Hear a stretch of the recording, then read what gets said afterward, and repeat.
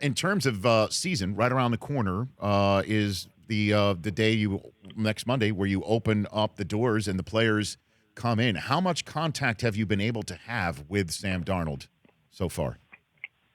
Nothing. I mean, once Monday comes, and then we got a 4-hour window there, 2 hours of strength and conditioning, 2 hours of meetings. So you move as quickly as you can for 4 days a week for 2 weeks, and then it moves into a different phase where you can do some stuff on the field. So your time in the spring is limited. You just try to cram as much in as you possibly can and kind of see what sticks, and then you start over once you hit training camp. Has he had your playbook? Has he had it at the very least? Well, I mean, for us, we have to make some adjustments to the playbook. There's a lot of things that we have to really kind of change, some verbiage things and stuff like that. So I don't even know if we can give him a playbook, but he doesn't have one yet. Oh, man. Are you like the rest of the coaches in the league that I'm hearing about that think the restrictions that you have placed on you with your players this time of year is too restrictive? And this was a topic at the owners' meeting last week?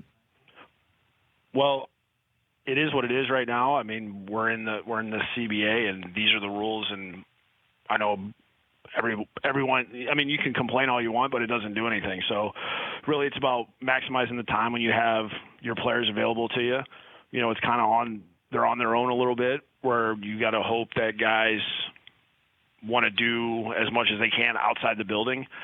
If the next one comes around, I think guys have kind of made suggestions of what they think would be reasonable to change.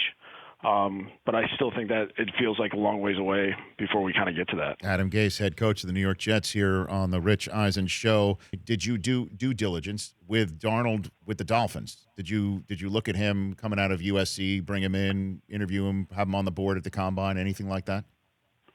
I mean, we talked to him at the Combine. We didn't spend a lot of time on him. We thought that he was going to be the first pick, but we thought he'd be long gone before we ever had an opportunity. So he was one of the guys they had me look at. They had me, we thought maybe Baker or Josh Allen or Josh Rosen, one of those three would be back by us. We never thought Sam was going to fall that far. No kidding. You thought it would be possible that Baker fell to you at that spot back in the day. Well, when we started the process, sure.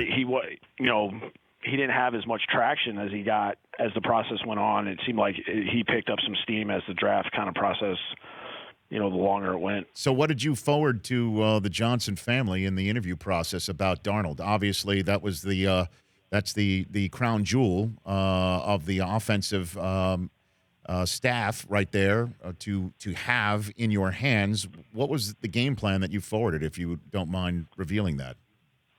Well, the biggest thing that we talked about was just kind of the development of him, making sure that we went about the offense the right way with him, instead of treating him like he'd been in the league 15 years and putting it all on his plate. How did we basically take his development from year one going into year two, kind of the process that we were going to take going forward to make sure that he developed the right way. This is the first time that I've had a quarterback at this stage of his career. A lot of the guys that I've had have been in 5, 6, 15. So it's been guys with a lot more experience.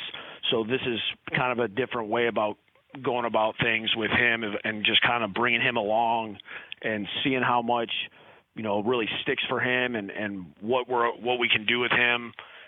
What we can take off his plate, so that's not on him every game to kind of deal with certain things. And I feel like heading into the spring, we have a good game plan, and we'll kind of see how that goes. And we know that we just need to be flexible.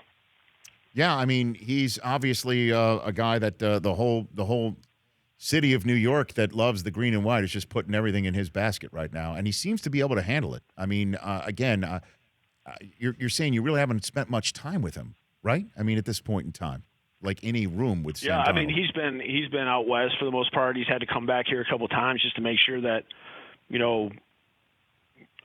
any injuries that he had last year, he's all cleaned up and ready to go. And, so anytime I've seen him, it's been very, very quick and brief, and more of him stopping in.